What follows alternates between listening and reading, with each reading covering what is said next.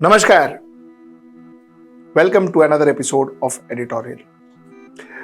Today, the Prime Minister's Economic Advisory Council released a report. And this report spoke about the top 5 richest states of this country. Now, the top 5 richest states, when I was going through, I didn't see my Maharashtra in that top 5 richest state. Now, okay, let me give a rider before I get into this editorial. You see, I am born and brought up in Maharashtra. I consider myself to be a Maharashtrian. Now, I may sound a little biased towards my state. And I am going to talk for my state today. And I talk for my state today because I think a lot of my political leaders in the state are not talking about my state. Therefore, I am going to talk for my state. So, if you find my editorial slightly biased towards Maharashtra, I would seek your forgiveness. Let's get right into the show.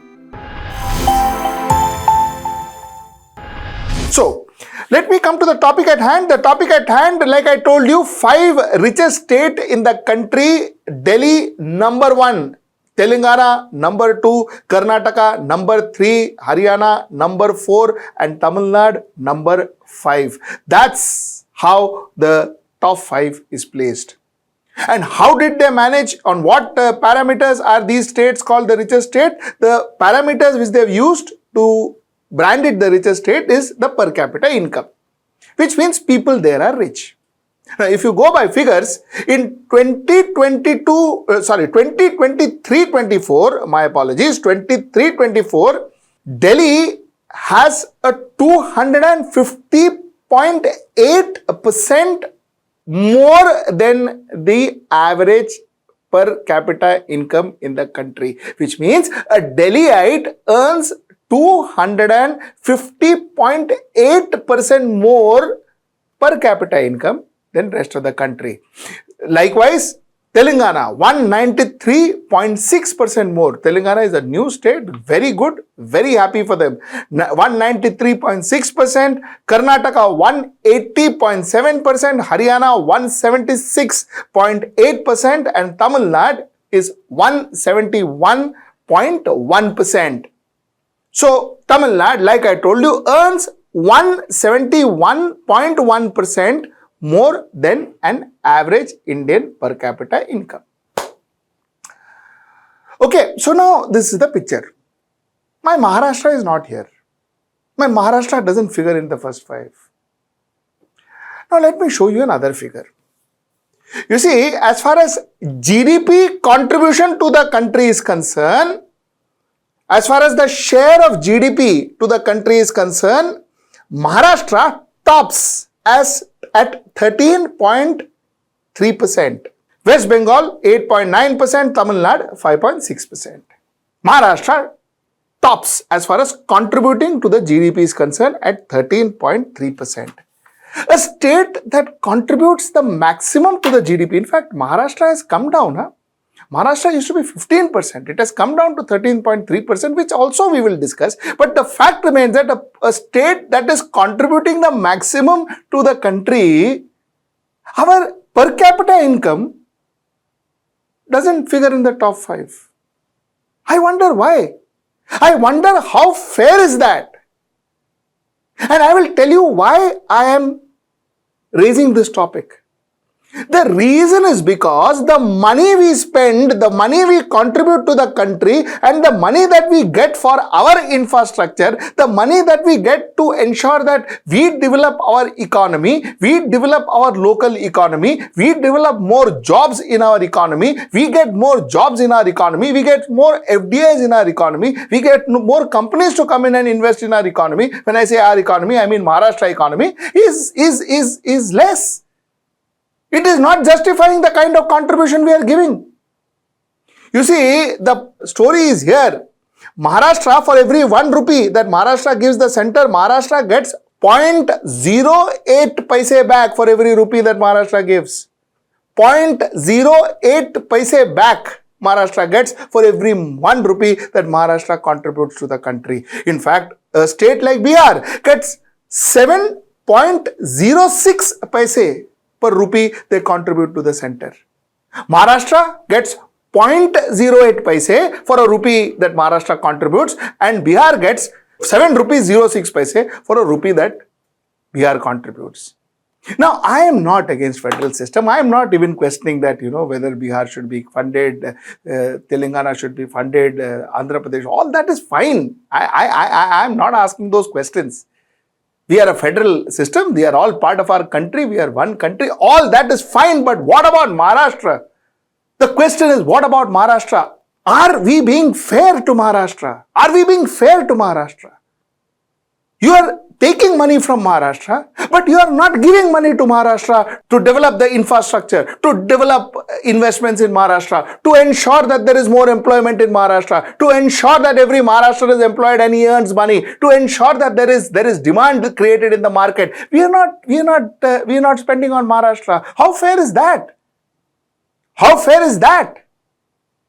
The contributor is not the richest state. I am contributing the maximum, but I am not the richest state in the country. Think about it. Is it fair? Is it fair? I am asking you as a lay person, as a layman, the way I understand. भैया, मैं घर में सबसे ज्यादा contribute करता हूँ, लेकिन मेरे खीसे में सबसे कम पैसा रहता है. अरे, how fair is that, यार? मेरे भाई के खीसे में, मेरे मामा के खीसे में, मेरे चाचा के खीसे में, there's a lot of money. All my family members have a lot of money. I contribute the maximum in the house, but my purse has the least money. How fair is that? This is how what it is, isn't it? Layman, very simple, simply put. And even this budget, even I raised that point when I was talking about the budget, even this budget, we are talking about how much investment in Bihar, a huge package to Andhra Pradesh. All that is good. Please give. But what about Maharashtra? What about us? And it's unfortunate. It's unfortunate that a political commentator like me has to speak because our leaders are not bothered. No leaders are talking about it. No leaders are talking about it. No leader is sitting there and demanding money for Maharashtrians, for my people who are here, for them to get a job, for my farmers not to commit suicide. The maximum farmer suicide happens in Maharashtra, the state that contributes the largest to the GDP. How fair is that? How fair is that? And how long is this going to continue? This is the point I wanted to make in my editorial today. I have a short topic which I want to discuss with you. That's my next one. You see, the Prime Minister was invited by the Chief Justice of India for Ganesh Utsav.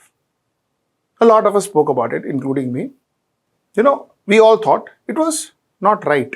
It was not correct. The right word to use. It was not correct for the Chief Justice to invite the Prime Minister. Now, more than the Prime Minister, one would put the blame on the Chief Justice for inviting the Prime Minister. The Prime Minister accepted the invitation. That is different. But the blame, I think, at least to my mind, I would put it on the Chief Justice of India. Now, the Prime Minister responded to these various comments that people had made. The Prime Minister said Ganesh Utsav is not just a festival of faith for our country.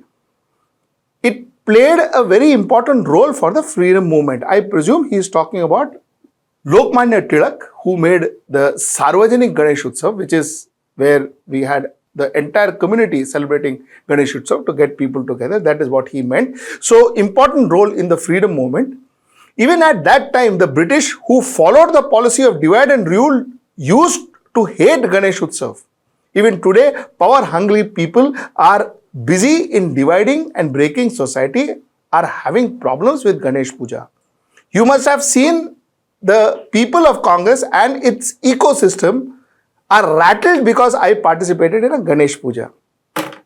Now, a lot of us, I guess, already understands. But for those who may have questions still, see, the question is not about, first of all, this entire topic was not on the Prime Minister. I think a lot of us were questioning the Chief Justice of India. And the question is not about Ganesh Puja or Durga Puja or Puja per se. to say that divide and rule and take it to a next level, I think that was absolutely unnecessary, and this is not what people spoke about. You see, very simply, what happens is a Chief Justice of India is the ultimate as far as the judiciary is concerned, at least figuratively, at least as far as constitution is concerned. He is first amongst equals, technically speaking, in the Supreme Court, but constitutionally, he is the topmost judiciary in the country. Now, the government is the biggest litigant as far as the courts are concerned, especially the Supreme Court. Maximum courts, maximum litigations are government litigations, either against them, for them, by them, with them, so on and so forth. A lot of decisions that the judge takes, especially the Chief Justice takes, may have direct ramification on the government stroke the Prime Minister. Direct ramification. Electoral bonds, you remember? Didn't it have direct ramification on the Prime Minister and the government? Didn't it cause a lot of ruffle during the elections? Likewise, decisions they take has direct ramification. Now the point is, the concept of a judge, a concept of judiciary is to be aloof from the society. If I am seeing socializing with the person whose judgment I have to pronounce that evening, if I socialize with him, how do you think people will view that judge and his judgment? Like I always say, justice is not just done, it has to be seen as being done. Will the people at last see it as it being done? The judge is friend of Prime Minister of India, very close friend. They socialize, they meet for pujas and others. So they are good friends. Is what a layman would understand, and that's the message you are sending to a layman. Look at the photograph in your screen. Look at this in your screen. It is a cordial relationship. Between who? Between a person who is possibly going to judge the other person at some point in time, or the person's judgment will have some ramification on the other person at some point in time. That is the person who is socially, cordially celebrating the function with this judge. Is that fair? Isn't that what you call conflict of interest? Bhai, you are going to judge this person, or your judgment may have some ramification on this particular person, and you are socializing with him. Isn't that conflict of judgment? You see, I will conclude my editorial by a very simple question. You see, when money is involved, we all are very cautious. We all are very about, how can that happen? How can this happen? Press conferences are taken. How did Madhavi Buch take money from rent and take money from ICI? All that money is exchanged. But breach of moral conduct, we are okay, I guess. We are okay as a nation. Moral guilt, ठीक है यार. क्या फर्क पड़ता है types? You see, that's how it's all happening, isn't it? Because inviting a litigant, a possible litigant, or the government head to a Chief Justice's house is, I think, conflict of interest, and I think it's breach of a moral conduct. It has got nothing to do with religion. It has got nothing to do with Ganesh Utsav. It has got nothing to do with anything but just that one point.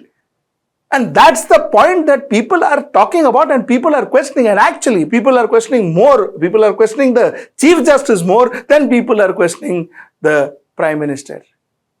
And this response of Prime Minister, I thought I should get to your notice. I think either he missed the point, or he wants us to miss the point. That's the point I wanted to make. Till I see you next time. That's tomorrow at 10. Namaskar.